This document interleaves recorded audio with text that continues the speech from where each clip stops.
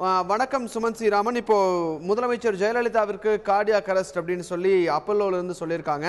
இந்த இதை நீங்க எப்படி பார்க்கறீங்க? தற்போது இருக்கக்கூடிய சூழ்நிலை இது எப்படி பார்க்கறீங்க? இல்ல மதியம் வரைக்கும் எதிர்பார்ப்பு நல்லா குணமடைஞ்சிட்டு இருக்காங்க அப்படிங்கறது நம்ம கேட்டுட்டு இருந்தோம். ஆனா இந்த சம்பவம் ரொம்ப மிகப்பெரிய ஒரு சிக்கலா ஏற்பட்டிருக்குது. இதுல இருந்து எப்படியும் முதலமைச்சர் ரிகவர் ஆயிடுவாங்க அப்படிங்கறதுக்கு நம்ம பிரார்த்தனை செய்யணும்.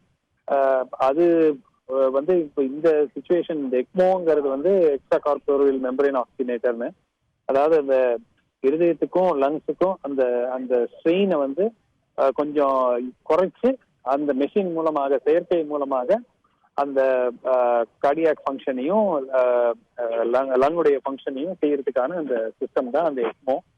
அந்த எக்மோ மூலமாக சிகிச்சை வழங்கப்பட்டிருக்கிறது. ஸோ அது நம்ம பொறுத்திருந்து அடுத்த மெடிக்கல் புல்லட்டின் அவங்க எப்போ இஷ்யூ பண்றாங்க அப்படிங்கிறது தெரியல. அந்த புல்லட்டின்ல என்ன அப்டேட் கிடைக்குதுங்கிறது பொறுத்திருந்து பார்க்கணும். அது வரைக்கும் நம்ம பிரார்த்தனை செய்யணும் விரைவில் குணமடைவாங்க அப்படின்ட்டு.